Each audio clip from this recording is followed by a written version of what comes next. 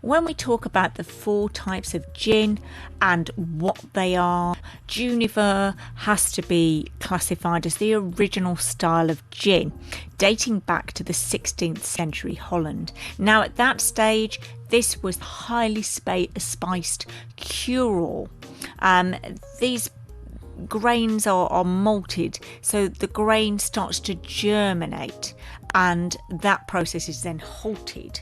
But it has a characteristic as a result that is more robust. It's similar to whiskey. It's also flavoured with juniper and botanicals, but not so much in the style of other gin types.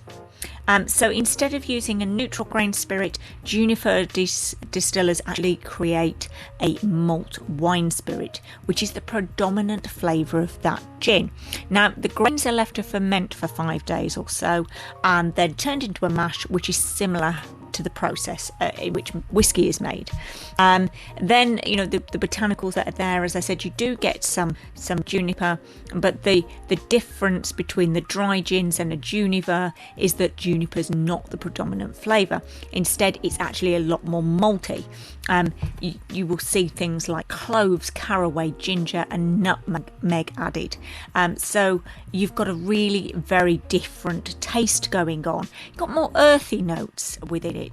You won't taste citrus really in a true Genever style gin. Instead, you will get these really very rich, malty flavours.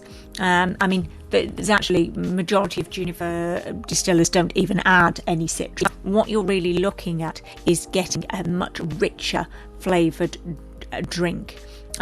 It's so rich. Just discussing it, you could feel like a millionaire. It is brilliant with things like sweet vermouth, perhaps adding some bitters in there. Something like a walnut bitters works really, really well. If you're doing a gin and French, then my choice would be Genever to put with the vermouth. It works just incredibly well. So it's a very, very different product to your dry London gin. It's always made by using grains such as rye, malted barley or corn, and it's a crossover. I describe it as a cross between gin and whiskey.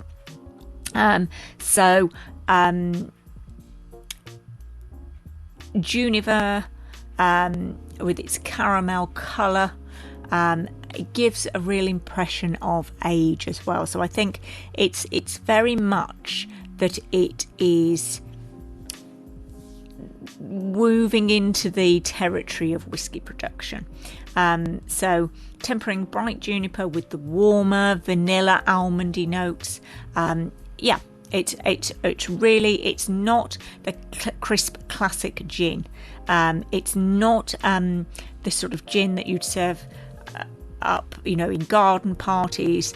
It's not something you'd serve with an ice and a slice or a slice of cucumber.